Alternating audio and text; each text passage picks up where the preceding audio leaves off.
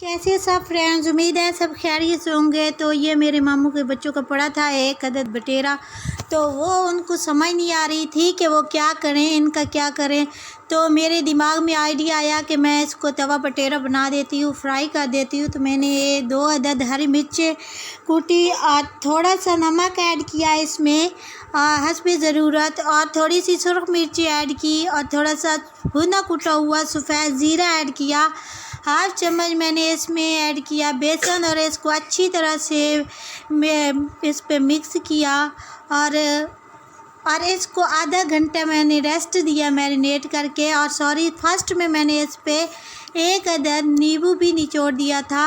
और यहाँ पे मैंने मीडियम टू हाई पर अपना वो तवे पे घी ऐड किया और तवा रख दिया था मीडियम टू हाई पर गर्म होने।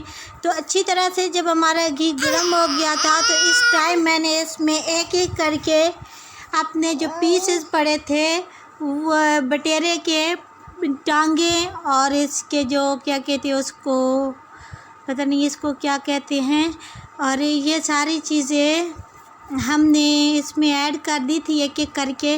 और इसको मैंने 5 मिनट तक इधर उधर नहीं किया था, और इसको टच भी नहीं किया था 5 मिनट तक। और 5 मिनट के बाद मैंने इसको साइड चेंज करती रही, और ये बाद में जो है साइड चेंज करते करते इधर उधर से तो इसको अच्छी तरह से फ्राई किया।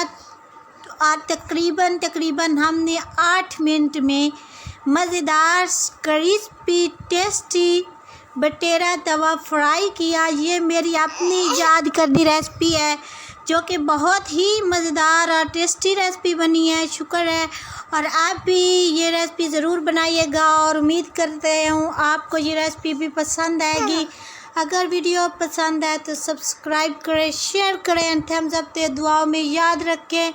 और आप सबकी सपोर्ट का बेहद शुक्रिया, मुहब्बतों का शुक्रिया। Thank you so much. परिचय हो रही है no, thank you guys, take care, bye bye.